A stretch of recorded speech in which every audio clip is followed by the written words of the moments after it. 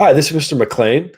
This is the third video of this series that deals with cell reproduction and cell division. The uh, the last video was focusing on the process of mitosis. And just to recap, mitosis is for body cells. So whenever you have cell reproduction of any of your body cells, they're going to carry out a process called mitosis. And that would be whenever you're growing or you're healing from some type of injury, um, replacing cells like your skin cells, cells inside of your mouth. So if it's a body cell, they need to go through mitosis, and that'll give you from one cell, you'll get two cells. They're going to be genetically identical to what you started with, and the two daughter cells are going to be exactly the same as each other, just smaller. Now, when we change it up and we look at meiosis, meiosis is for the formation of the sex cells. So it's going to form gametes. And in a previous video, I talked to you about diploid and haploid. So body cells are diploid, which means that you have pairs of chromosomes. So in the case of a human, we have 23 pairs, which would give us our 46 chromosomes that we have in our body cells. For the sex cells, they're haploid. So when we look at the egg and the sperm, we're going to see that they're going to have half as much genetics.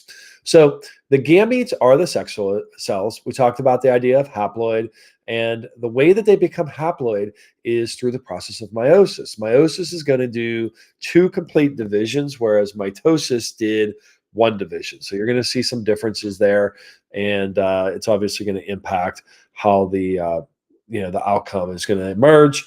And the processes are called meiosis 1 or meiosis 2. So we'll run through the steps. And probably one of the most important steps is the very first one. That's the prophase 1, which is part of meiosis 1. So much like what we talked about in mitosis, during any prophase, you start to break down the nucleus, you start to form the spindle fibers, the centrosomes are going to move to the opposite ends. You're going to have centrioles and animal cells. All those things are pretty common between the two processes. But what is really different is if you take a look closely, you're going to notice that there's something listed there as a tetrad. And when we talk about a tetrad, one of the things that is going to happen is that the two homologous chromosomes. So if you look at this picture right here, we have a red, or we have kind of like a bluish and a kind of a pink chromosome.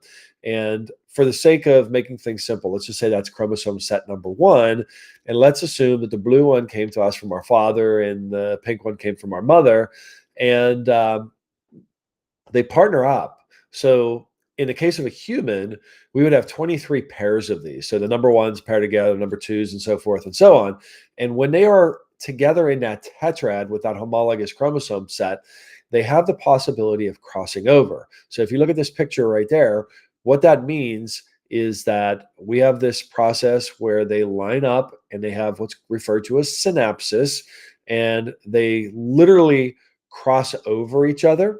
And whenever the chromosomes eventually segregate or move apart, they break off a piece of each chromosome and kind of swap. So if you look at the bottom picture, you're going to see the blue chromosome has a little bit of red and the red chromosome has a little bit of blue. So that is definitely the example of crossing over. So these two pictures here kind of give us a little bit more information about that. We actually would refer to the outcome as being recombinant chromatids, which means that you got DNA from two different sources. But the bottom line is meiosis is used for making sex cells, and we get so much of our diversity, like an immense amount of our diversity comes because we have so many different combinations.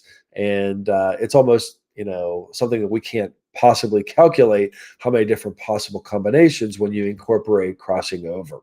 So after those chromosomes are formed in those tetrads, they start to get moved very much like we talked about before to the metaphase plate.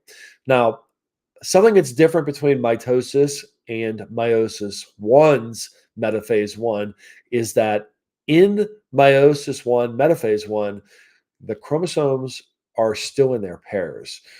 So they're lined up along the central equator, but they're still in their homologous pairs. And then when anaphase 1 kicks in, those chromosomes are actually separated or segregated as entire chromosomes.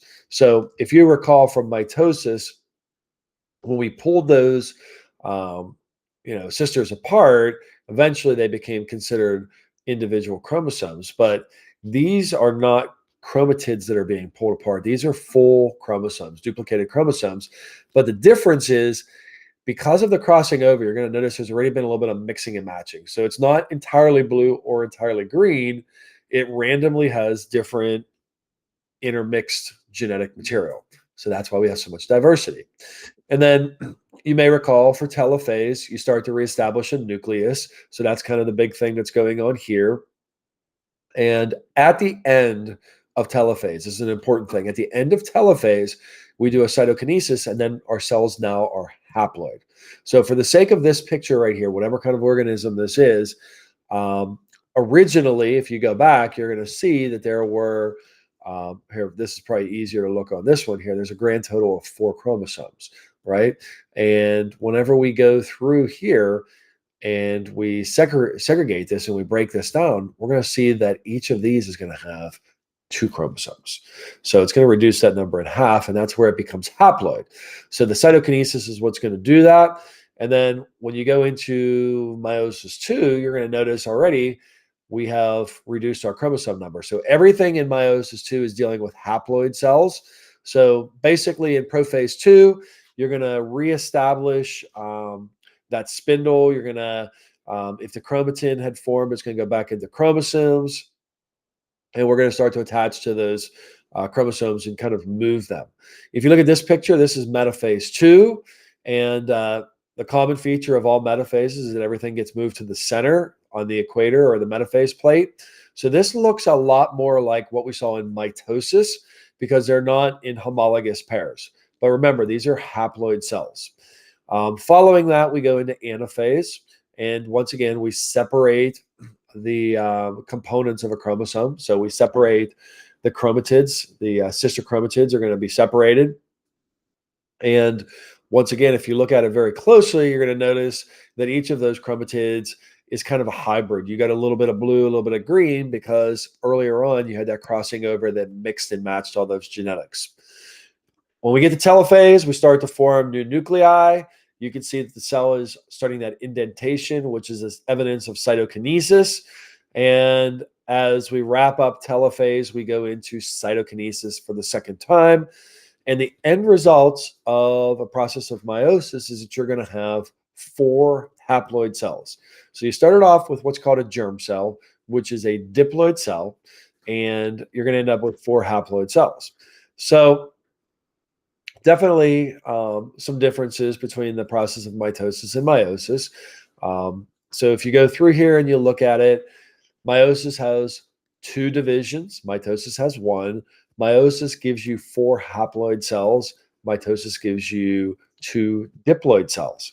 The cells of meiosis are going to be completely unique and different and very diverse. The cells that you get from mitosis should be identical to what you started with, because you're replacing body cells that have ultimately been damaged or need to be replaced for one reason or another, or possibly growing. So this chart here kind of wraps up those comparisons there. And just like I said, mitosis is done for somatic cells, which is the technical term for body cells, and meiosis is going to take place in the reproductive organs, and it's going to form the gametes. So hopefully that was helpful.